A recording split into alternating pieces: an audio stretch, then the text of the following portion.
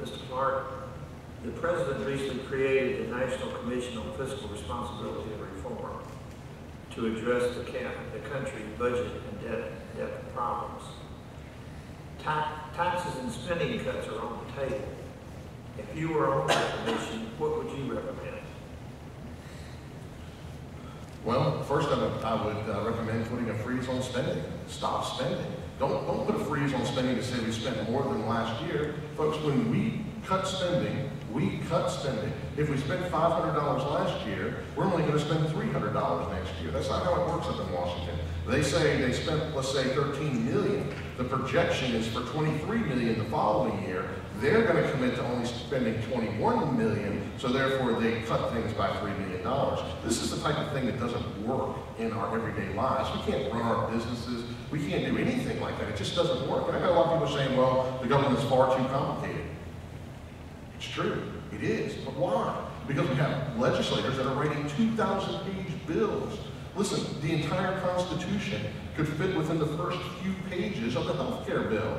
The founders knew distinctly what they wanted. They knew, and they were concise, and they said we need to make it simple. And they designed it for the everyman to be implemented and governed by the everyman, not to be implemented and governed by those people that see themselves as a political elite in this country.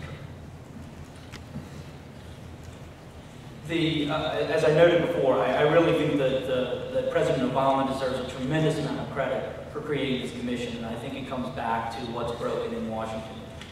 7 Republican senators helped write this bill, and then when it came up for a vote, they voted against their own bill. Not a word had been changed. This was what most people who've been in that city understand is the only way to truly get to balance, and it is going to be a tough thing to do. Now, why did the Republicans vote against it? I can't get inside their heads, but one theory is that they didn't want the president to succeed. What we know happened was that Grover Norquist and his crowd said this could potentially maybe be a backdoor way that would include a tax increase proposal. Therefore, you must vote against even creating the commission. Now, when you're not willing to have a conversation about how to balance the budget, but you're willing to go out and campaign on that, it is rank hypocrisy. It is fake leadership. Senator Hurt, unfortunately, has signed that pledge to do the bidding of Grover Norquist. That's one of the reasons why he supported the Benedict Arnold corporations for sending our jobs overseas. These people do not represent working middle-class folks, and they do not represent the difficult decisions that we need to make.